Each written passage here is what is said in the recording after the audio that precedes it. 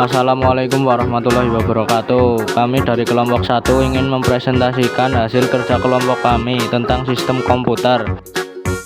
A. Hardware komputer. Hardware didefinisikan sebagai perangkat atau alat yang nampak secara fisik yang memiliki fungsi tertentu pada sistem komputer. Secara umum, perangkat keras dibedakan menjadi perangkat masukan atau input unit, perangkat pemroses atau processing unit, dan perangkat keluaran atau output unit. Keyboard merupakan papan ketik yang digunakan untuk memasukkan karakter baik berupa huruf, angka, maupun simbol yang tertera dalam papan ketik. Umumnya keyboard terdiri dari numeric keyboard dan alphabet keyboard atau abjad. Saat ini beberapa sistem operasi telah menyediakan keyboard virtual. Artinya keyboard tidak lagi dalam bentuk fisik, akan tetapi dalam bentuk aplikasi, tentunya di smartphone atau di Windows.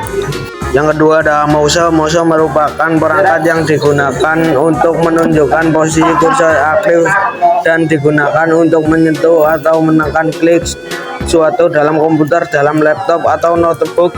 Mouse bisa dapat digantikan fungsinya dengan touchpad atau touchscreen.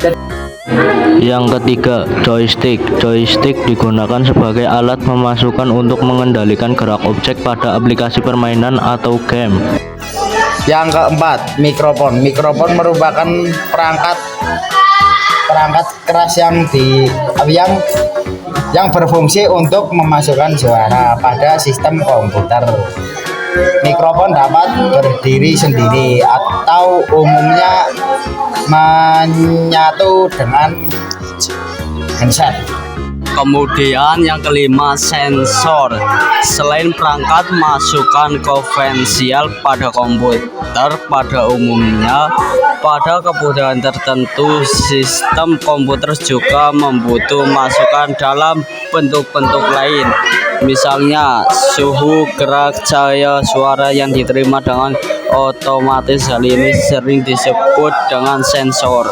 Misalnya sensor suhu digunakan untuk mengendalikan suhu ruangan, di mana sistem komputer akan secara otomatis memproses suhu dalam suatu ruangan. Juga dalam memasak cok juga diperlukan sensor suhu.